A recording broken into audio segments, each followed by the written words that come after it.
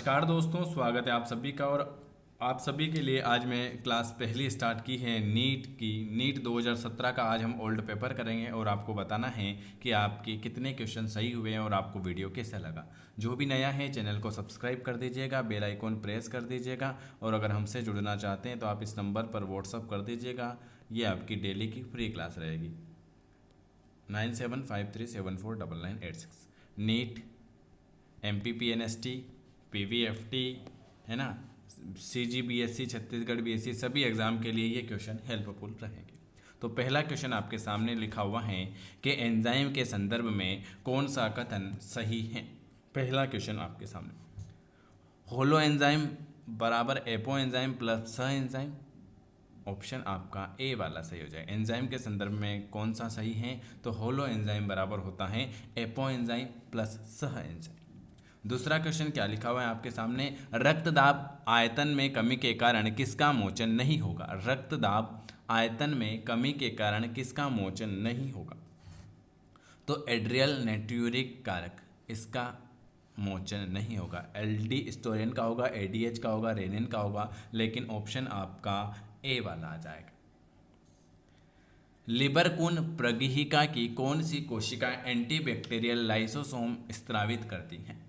लिबरकुन प्रगीहिका की कौन सी कोशिकाएं एंटीबैक्टीरियल लाइसोसोम स्त्रावित करेगी।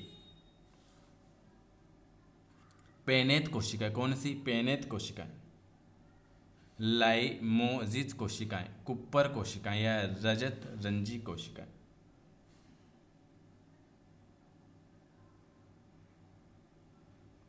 बताइए, पहला क्वेश्चन आपके सामने ए वाला आ जाएगा, पेनेत कोशिकाएं। पेनेत कोशिकाएं लिबरकुन प्रगीहिका की कौन सी कोशिकाएं एंटीबैक्टीरियल एंजाइम स्त्रावित करती हैं, तो पेनेत कोशिकाएं। कुपर कोशिकाएं भक्षक कोशिकाएं होती है। क्या होती हैं कुपर कोशिकाएं जो होती हैं, ये क्या होती है, एक भक्षक कोशिकाएं होती हैं।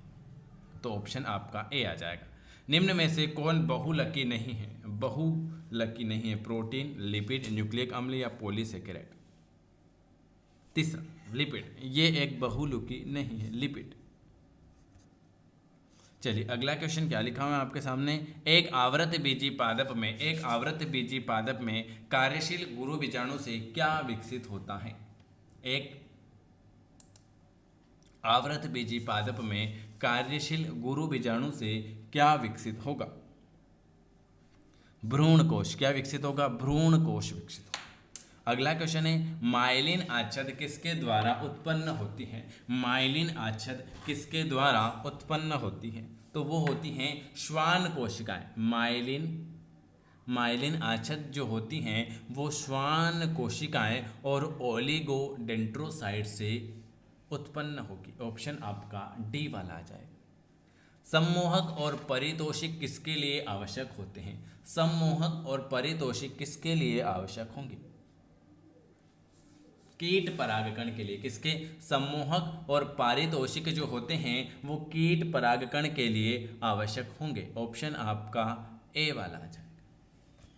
अगला क्वेश्चन क्या लिखा है आपके सामने, अगला क्वेश्चन लिखा हुआ है कि तंत्री पेशियों के ग्राही स्थान कहाँ पर स्थित होते हैं। तंत्री पेशियों के ग्राही स्थान कहाँ पर स्थित होते हैं।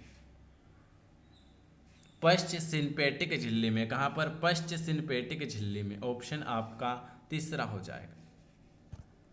अगला क्वेश्चन, आज हम 15 क्वेश्चन करेंगे इसके और बताना आपको कैसा लगा। नारियल का फल किस भाग का होता है।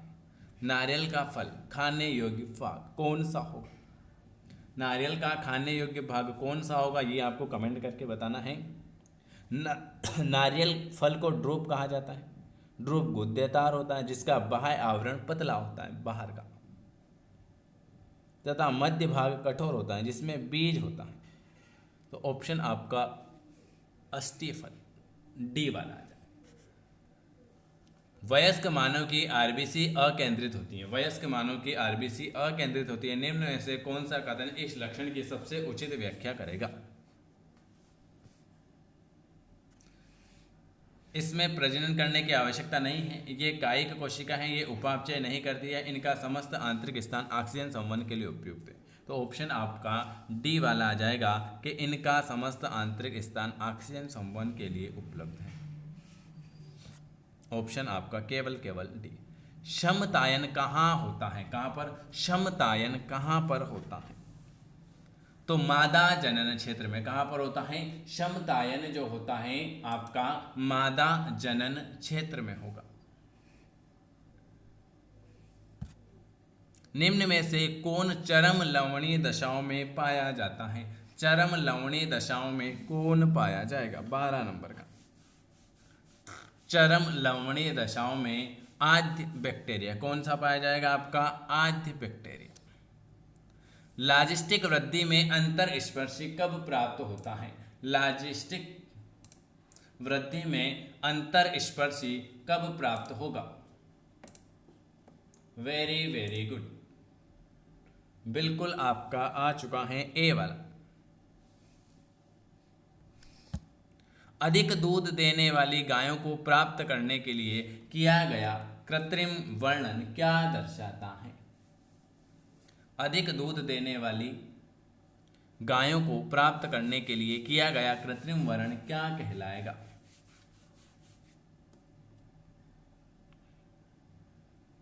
उसे हम कहते हैं दिशात्मक वर्ण, क्योंकि यह लक्षण माध्य को एक दिशा में धकेल देगा।